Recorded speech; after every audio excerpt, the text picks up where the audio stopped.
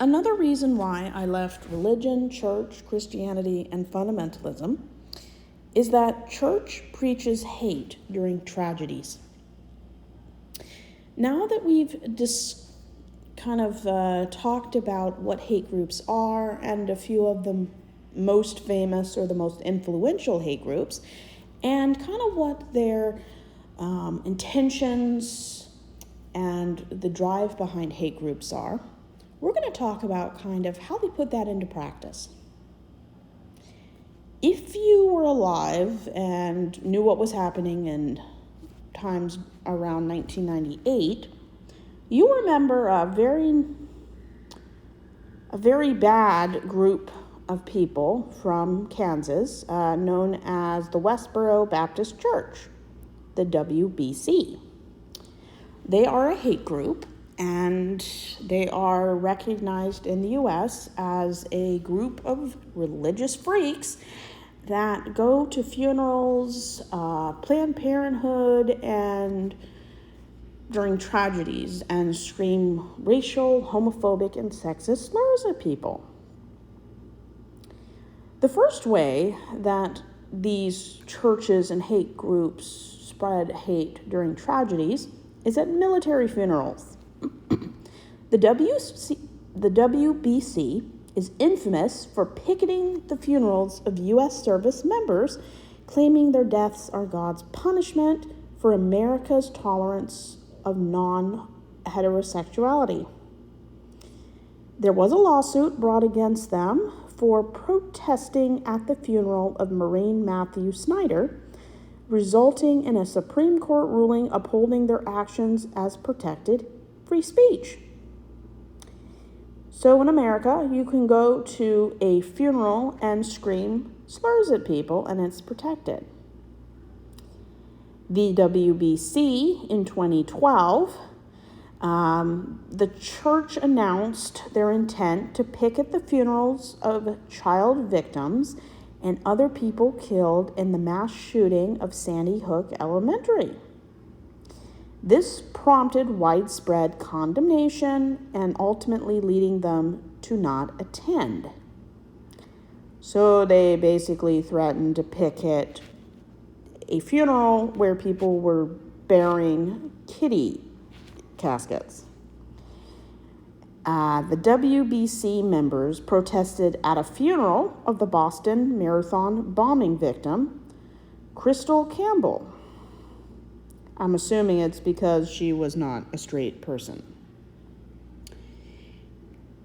And it kind of goes on.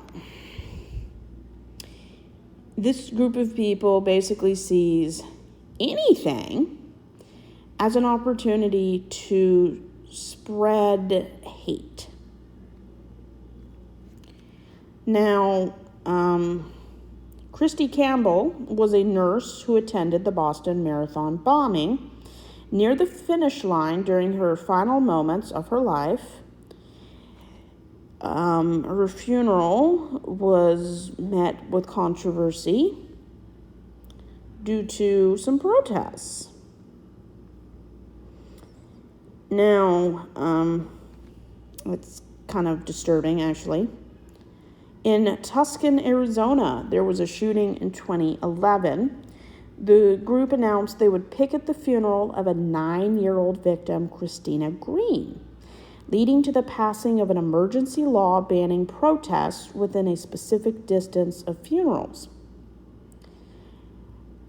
The Pulse nightclub shooting in 2016, the church expressed celebration following the attack against an LGBTQ+ community.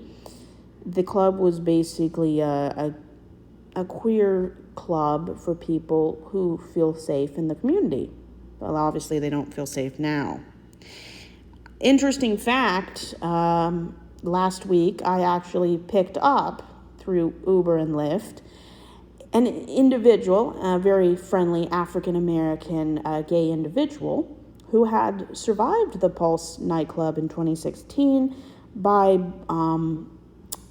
wedging the bathroom door shut and climbing out a window to safety while alive.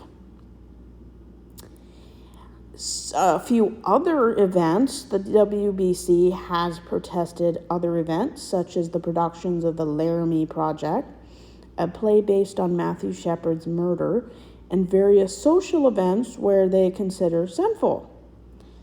They also picket and throw sexist slurs at pregnant people at various Planned Parenthood abortion clinics, not so much in certain states anymore due to unconstitutional bans against abortion. However, the most infamous and distasteful display of their racism, sexism, and homophobia was in 1998 for the Matthew Shepard funeral. The most famous gay hate crime victim. The WBC members protested the funeral of the young gay man brutally murdered in a hate crime by 2 white supremacists. Yeah, I remember that.